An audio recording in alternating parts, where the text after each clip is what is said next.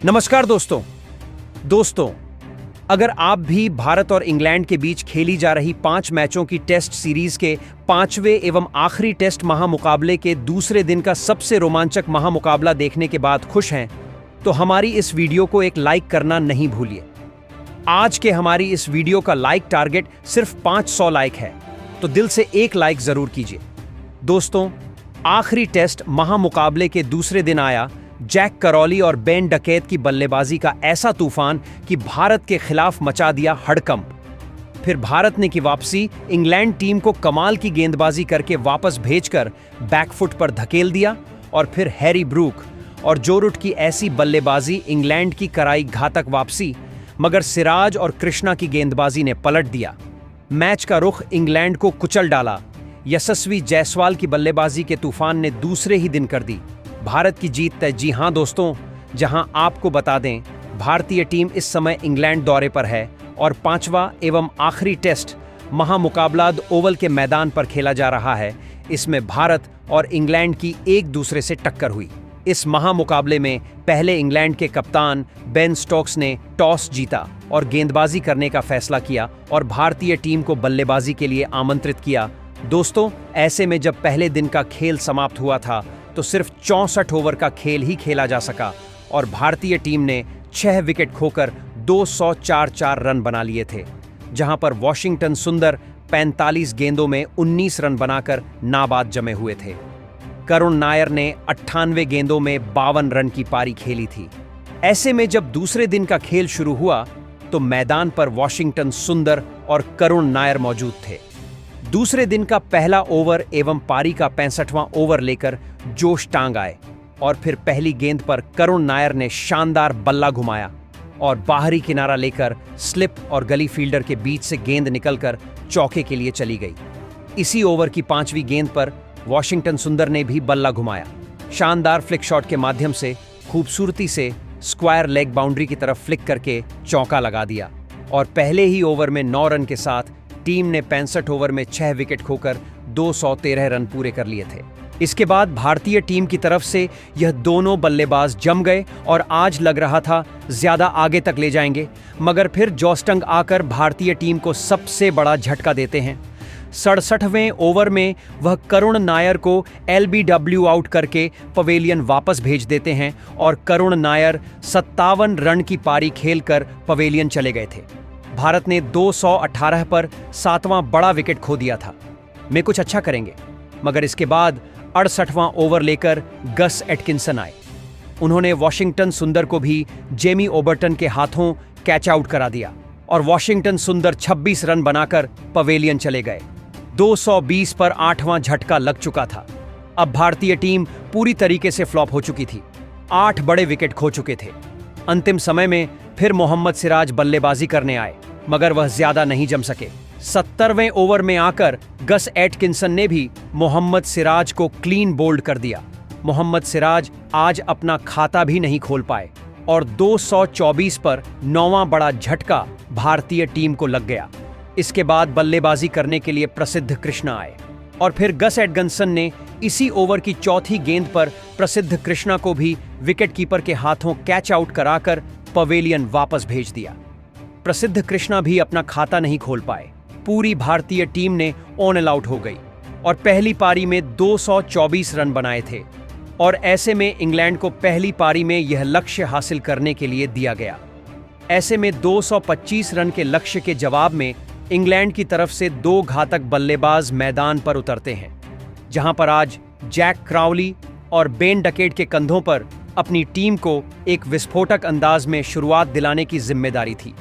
इसके बाद पहला ओवर लेकर आए मोहम्मद सिराज को जैक क्राउली ने टारगेट किया और अंतिम गेंद पर एक शानदार ऑफ स्टंप के बाहर डाली गई गेंद को खड़े खड़े डीप कवर्स की ओर शॉट लगाया और गेंद सीधी 4 रन के लिए चली गई। इस ओवर में 8 रन के साथ एक ओवर में बिना कोई विकेट गंवाए भारतीय टीम ने 8 रन बना लिए थे और फिर भारतीय टीम की तरफ से तीसरा ओवर लेकर जब मोहम्मद सिराज आए, जैक क्राउली ने उनको फिर से टारगेट किया। तीसरी गेंद पर बेहतरीन शॉट खेला, ऑफ स्टंप के बाहर डाली गई गेंद को कवर्स की तरफ भेजकर चौके के लिए भेज दिया। ऐसे में फिर चौथी गेंद पर जैक क्राउली ने back to back Mohammed Siraj को टारगेट करते हुए शानदार फ्लिक शॉट के माध्यम से एक और गेंद को सीमा रेखा से बाहर 4 रन के लिए भेज दिया और इस ओवर में 9 रन के साथ 3 ओवर में 18 रन इंग्लैंड टीम ने बना ली। अब भारतीय टीम के सामने जैक क्रॉली और बेन डकेट घातक बल्लेबाजी करने लगे थे। पारी का चौथा ओवर लेकर जब आकाशदीप सिंह आए तो बेन डकैत ने अंतिम गेंद पर रिवर्स स्वीप शॉट लगाकर एक गगनचुंबी 6 लगा दिया और इसके साथ ही 4 ओवर में टीम ने 24 रन बना ली थे।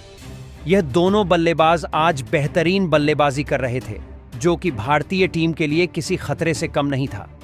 पारी के 5वें ओवर में मोहम्मद सिराज को जैक क्रॉली ने टारगेट करते हुए 5वीं गेंद पर मिड ऑफ की ओर शॉट लगाया और फिर खाली जगह होने के कारण एक चौका मिलता है। टीम 5 ओवर में बेहतरीन शुरुआत के साथ 28 रन बना लेती है। बेन डकेट और जैक क्रॉली की शुरुआत के साथ ही भारतीय कप्तान शुभमन गिल अब परेशान नजर आने लगे थे और पूरी तरीके से भारतीय गेंदबाजी बैकफुट पर नजर आने लगी थी। 6वां ओवर लेकर जब आकाशदीप सिंह आए तो बेन डकेट ने दूसरी गेंद पर एक शानदार कदमों का इस्तेमाल करते हुए डीप कवर्स की ओर जोर से शॉट लगाकर चौका बटोर लिया। इस ओवर की चौथी गेंद पर फिर से बेन डकेट ने डीप पॉइंट की ओर कट शॉट खेलकर चौका लगा दिया। फिर 5वीं गेंद पर बैक टू बैक उनके बल्ले से एक और फ्लिक शॉट के माध्यम से बाउंड्री मिलती है। इस ओवर में 12 रन के साथ 6 ओवर में भारतीय टीम के सामने इंग्लैंड ने 40 रन बना लिए थे। फिर 7वां ओवर लेकर जब मोहम्मद सिराज आए तो जैक क्रॉली ने उनको टारगेट करते हुए पहली गेंद पर एक शानदार शॉट लगाया और सीधे बल्ले सामने की ओर चौका हासिल कर लिया। इस ओवर की अंतिम गेंद पर मोहम्मद सिराज को बेन डकेट ने टारगेट करते हुए एक गगनचुंबी 6 फाइन लेग की ओर हवा में लगा दिया और इस ओवर में 11 रन के साथ 7 ओवर में टीम ने बिना कोई विकेट गंवाए 51 रन बना लिए और देखते ही देखते अब टीम ने 50 रन का आंकड़ा भी पार कर लिया था। भारतीय टीम के सामने यह दोनों खतरा बनते जा रहे थे, जो कि भारतीय कप्तान शुभमन गिल भारतीय गेंदबाजों के लिए किसी काल से कम नहीं थे। 8वां ओवर लेकर जब प्रसिद्ध कृष्णा आए तो जैक क्रॉली ने उनको टारगेट करते हुए दूसरी गेंद पर एक शॉट लगाया। अंदरूनी किनारा लगने के बाद गेंद सीधी सीमा रेखा से बाहर फाइन लेग की तरफ चौके के लिए चली गई।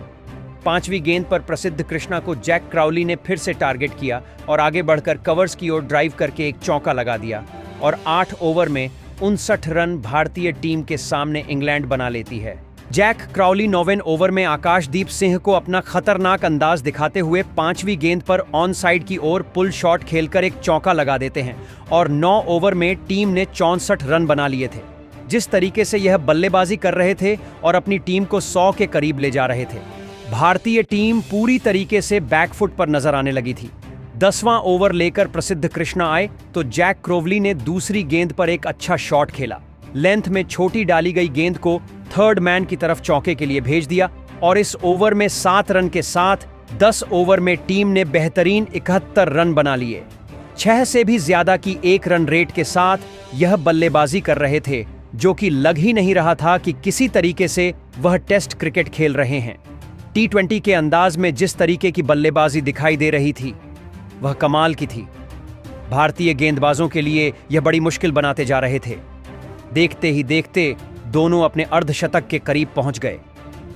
अब 11वां ओवर लेकर जब आकाशदीप सिंह आए तो बेन डकेट ने पहली गेंद पर उनको टारगेट करते हुए डीप कवर्स की ओर शॉट खेला और गेंद को चौके के लिए भेज दिया। इसी ओवर की 5वीं गेंद पर आकाशदीप सिंह को जैक क्रॉली ने टारगेट किया और डीप पॉइंट की ओर हवा में शॉट खेलकर एक और चौका बटोर लिया।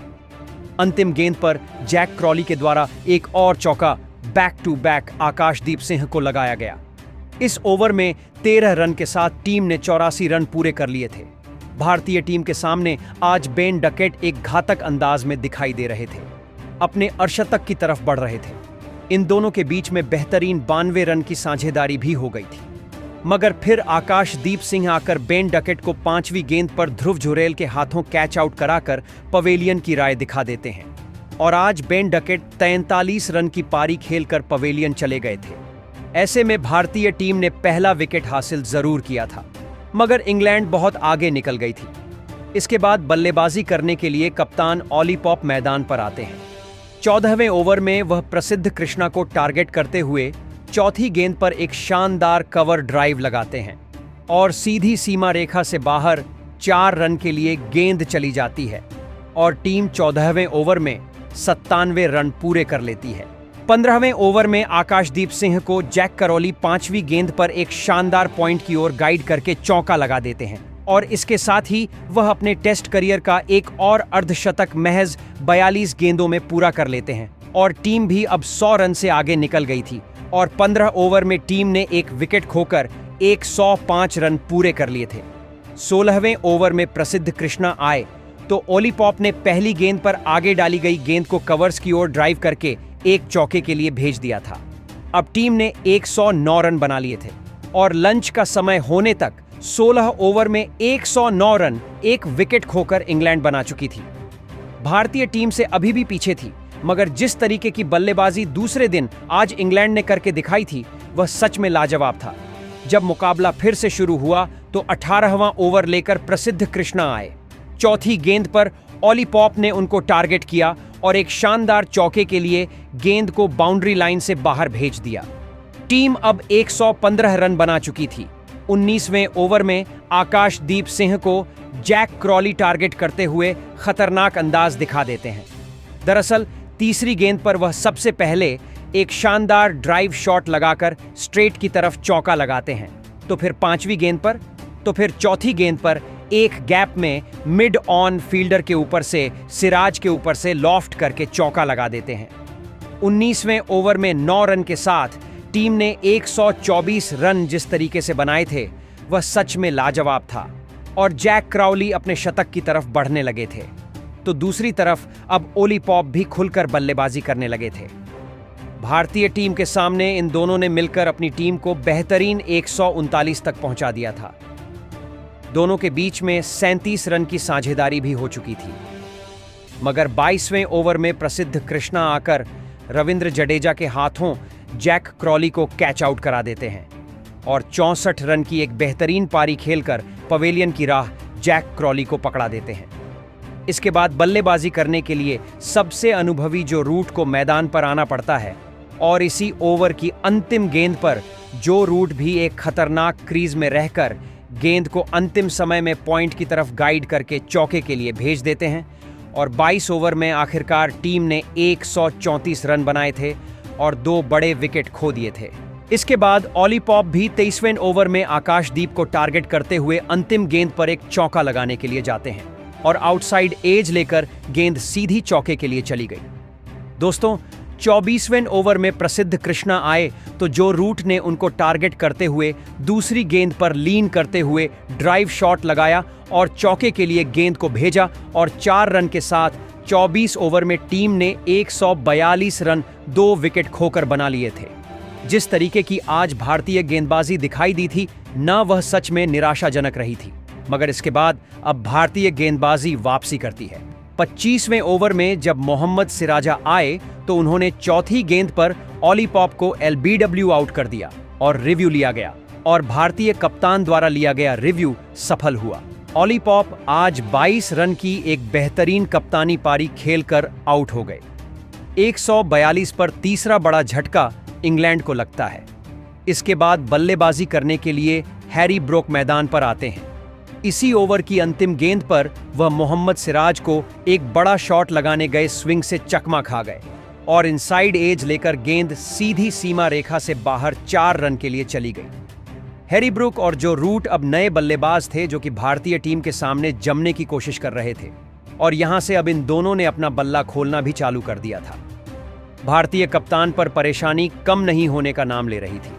जबकि आकाशदीप सिंह 28वें ओवर में आते हैं तो जो रूट अंतिम गेंद पर उनको क्रीज के अंदर रहकर फ्लिक करके 4 रन बटोर लेते हैं और टीम ने 28 ओवर में 152 रन पूरे कर लिए थे और 3 विकेट खोए थे। ऐसे में हैरी ब्रोक पर भी दबाव आ गया था कि वह लगातार विकेट गिर जाने के बाद अब टीम का साथ दें और ड्रिंक्स ब्रेक होते होते 30 ओवर में टीम ने 3 विकेट खोकर 161 रन बना लिए थे और भारतीय टीम के दिए हुए लक्ष्य के बेहद नजदीक पहुंचते जा रहे थे।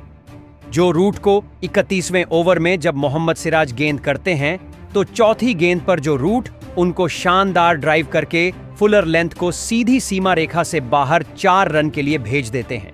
भारतीय टीम के सामने ये ब्रोक और जो रूट की जो जोड़ी सच में आगे बढ़ने लगी थी और बेहतरीन साझेदारी पनपने लगी थी।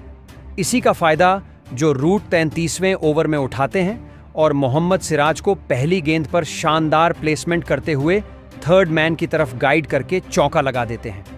दूसरी गेंद पर जो रूट एक बैक टू बैक उसी दिशा में गाइड करके चौके के लिए गेंद को भेजते हैं और अब अपनी टीम को आगे बढ़ाते हैं। इन दोनों के बीच में बेहतरीन साझेदारी पनपने लगी थी और टीम 175 रन बना चुकी थी। मगर इसी ओवर की अंतिम गेंद पर मोहम्मद सिराज जो रूट को एलबीडब्ल्यू आउट कर देते हैं और फिर बल्लेबाज ने रिव्यू लिया मगर वह भी असफल रहा और 29 रन बनाकर जो रूट मोहम्मद सिराज का शिकार बने। 175 पर चौथा बड़ा झटका इंग्लैंड को लगता है। अब हैरी ब्रोक का साथ देने के लिए बल्लेबाज जैकब बैथल मैदान पर आते हैं। हैरी ब्रुक और जैकब बैथल अब यहां से टीम को संभालना चाहते थे क्योंकि 4 बड़े विकेट जा चुके थे। 35वां ओवर लेकर जब मोहम्मद सिराज आए तो हैरी ब्रोक ने उनको पहली गेंद पर एक शानदार शॉट लगाया। आउटसाइड एज लेकर गेंद सीधी सीमा रेखा से बाहर 4 रन के लिए चली गई।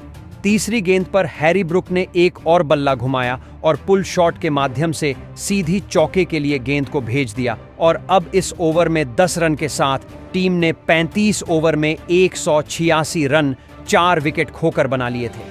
भारतीय टीम के दिए हुए लक्ष्य के नजदीक तो वह पहुंचते जा रहे थे मगर लगातार भारतीय टीम ने जो विकेट लिए थे वह कमाल के रहे थे। अब मोहम्मद सिराज जब 37वां ओवर लेकर आए तो जैकब बैथल ने पहले तीसरी गेंद पर एक शानदार पॉइंट की और कट शॉट खेलकर चौका लगा दिया था और अपनी टीम को 195 पर पहुंचा दिया था। मगर फिर चौथी गेंद पर मोहम्मद सिराज ने जैकब बैथल को एलबीडब्ल्यू आउट करके पवेलियन की राह दिखा दी और इस प्रकार जैकब बैथल 6 रन बनाकर पवेलियन चले गए और मोहम्मद सिराज की शानदार इन स्विंगर यर्कर गेंद के सामने आज इंग्लैंड सच में फ्लॉप साबित हुई थी। आधी इंग्लैंड की टीम पवेलियन लौट चुकी थी। इसके बाद बल्लेबाजी करने के लिए जेमी स्मिथ आए तो फिर 38वें ओवर में आकाशदीप सिंह ने जेमी स्मिथ को टारगेट करते हुए चौथी गेंद पर फुल बॉल को शानदार शॉट ड्राइव खेलकर चौके के लिए भेज दिया और इस प्रकार टीम ने 38 ओवर में 5 विकेट खोकर 200 रन भी पूरे कर लिए थे। यहां से जेमी स्मिथ और हैरी ब्रुक दोनों के कंधों पर जिम्मेदारी थी टीम को संभाले। फिर 40वें ओवर में हैरी ब्रुक रविंद्र जडेजा को दूसरी गेंद पर एक शॉट खेलने गए। विकेट लाइन की गेंद को फाइन लेग की तरफ स्कूप करते हुए चौका हासिल कर लिया और 40 ओवर में टीम ने 207 रन 5 विकेट के नुकसान पर पूरे कर लिए थे। 5 विकेट हाथ में थे और दिए हुए लक्ष्य को आसानी से वह हासिल करने के नजदीक पहुंचते जा रहे थे। भारतीय कप्तान शुभमन गिल लगातार विकेट लेने के बावजूद भी परेशान नजर आने लगे थे। हैरी ब्रोक का जमना भारतीय टीम के लिए किसी बड़े खतरे से कम नजर नहीं आ रहा था।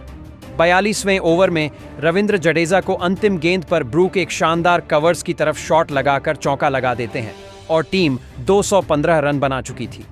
अब इन दोनों के बीच में बेहतरीन साझेदारी पनपने लगी थी मगर 43वें ओवर में आकर प्रसिद्ध कृष्णा जेमी स्मिथ को लोकेश राहुल के हाथों कैच आउट करा देते हैं और पहली गेंद पर बेहतरीन विकेट लेकर सबको हैरान करते हैं। 8 रन बनाकर आज जेमी स्मिथ पवेलियन चले गए थे। 6वां बड़ा विकेट जा चुका था। इसके बाद बल्लेबाजी करने के लिए जेमी ओवर्टन आते हैं मगर इसी ओवर की 5वीं गेंद पर जेमी ओवर्टन को प्रसिद्ध कृष्णा एलबीडब्ल्यू आउट कर देते हैं और इंग्लैंड ने रिव्यू लिया था वह भी बर्बाद हुआ और जेमी ओवर्टन आज अपना खाता भी नहीं खोल पाए। इंग्लैंड के 7 बड़े विकेट जा चुके थे और अभी भी इंग्लैंड भारत से 9 रन पीछे थी। इसके बाद बल्लेबाजी करने के लिए गस एटकिंसन आते हैं। गस एटकिंसन और हैरी ब्रुक ने मिलकर अपनी टीम को आगे बढ़ाना चालू किया और 45वें ओवर तक भारत के दिए हुए पहली पारी में 224 के लक्ष्य के बराबरी कर लिया। 46वें ओवर में मोहम्मद सिराज आए तो गस एटकिंसन ने 5वीं गेंद पर मोहम्मद सिराज को एक ऑफ स्टंप के बाहर डाली गई गेंद को गैप में सीधी सीमा रेखा से बाहर 4 रन के लिए भेज दिया और टीम ने 46 ओवर में 230 रन पूरे कर लिए। 47वें ओवर में प्रसिद्ध कृष्णा आए तो गस एटकिंसन ने तीसरी गेंद पर आगे डाली गई गेंद को सामने की ओर शॉट खेलकर चौके के लिए भेज दिया। और ऐसे में अब टीम 8 विकेट खोकर पूरे 235 रन बना लेती है। इसी ओवर की 5वीं गेंद पर फिर गस एटकिंसन को प्रसिद्ध कृष्णा आकाशदीप के हाथों कैच आउट कराकर पवेलियन की राह दिखा देते हैं। गस एटकिंसन आज सिर्फ 11 रन बनाकर पवेलियन चले गए थे और भारतीय टीम के दिए हुए लक्ष्य से अब इंग्लैंड 11 रन आगे थी। 235 पर 8वां बड़ा झटका इंग्लैंड को लगता है। इसके बाद बल्लेबाजी करने के लिए जो स्टंग मैदान पर आते हैं, मगर फिर यहां से हैरी ब्रोक अंतिम क्षणों में एक खतरनाक बल्लेबाजी करना चालू कर देते हैं और वह 48वें ओवर में मोहम्मद सिराज को दूसरी गेंद पर एक अटैकिंग अवतार के साथ एक गगनचुंबी 6 लगाकर स्टैंड से बाहर गेंद को भेज देते हैं और टीम ने 48 ओवर में 242 रन 8 विकेट खोकर बना लिए थे। हालांकि इसके बाद फिर बारिश होने लगी, जिसके कारण अब मैदान को ढक दिया गया। फिर थोड़ी देर बाद जब मुकाबला शुरू हुआ तो यहां से भारतीय गेंदबाजी कमाल कर देती है। दरअसल अब टीम ने 247 रन बना लिए थे। मोहम्मद सिराज आकर 52वें ओवर में हैरी ब्रोक को क्लीन बोल्ड आउट करके पवेलियन राह भेज देते हैं। हैरी ब्रूक 64 गेंदों में 53 रन बनाकर चलते बने। ऐसे में 247 पर 9वां बड़ा झटका इंग्लैंड को लगता है। अंतिम विकेट के रूप में क्रिस बॉक्स को आना था, मगर वह नहीं आए और ऐसे में भारतीय टीम ने पहली पारी में इंग्लैंड को सिर्फ 247 रन पर रोक दिया था और 23 रनों की लीड इंग्लैंड को मिल चुकी थी। ऐसे में इंग्लैंड की 23 रन की लीड के बाद अब भारतीय टीम के सामने इंग्लैंड की गेंदबाजी आती है, तो भारतीय टीम यहां से बल्लेबाजी करने के लिए मैदान पर उतरती है। भारत की तरफ से 2 घातक बल्लेबाज मैदान पर आए, जहां पर के एल राहुल और यशस्वी जायसवाल के कंधों पर आज इस महामुकाबले में अपनी टीम को बेहतरीन शुरुआत दिलाने की जिम्मेदारी थी। पहला ओवर गस एटकिंसन लेकर आए तो इस ओवर में कोई रन नहीं दिया गया। इसके बाद लोकेश राहुल, यशस्वी जायसवाल संभलकर बल्लेबाजी करते हैं, मगर तीसरे ओवर में जायसवाल का बल्ला खुलता है और गस एटकिंसन को पहली गेंद पर स्ट्रेट ड्राइव लगाकर शानदार सीमा रेखा से बाहर 4 रन के लिए भेज दिया जाता है। इसी ओवर की चौथी गेंद पर जायसवाल ने एक और शॉट घुमाया। बाहरी किनारा लेकर गेंद सीधी विकेट लाइन, सीधी थर्ड मैन की तरफ सीमा रेखा से बाहर 4 रन के लिए चली गई।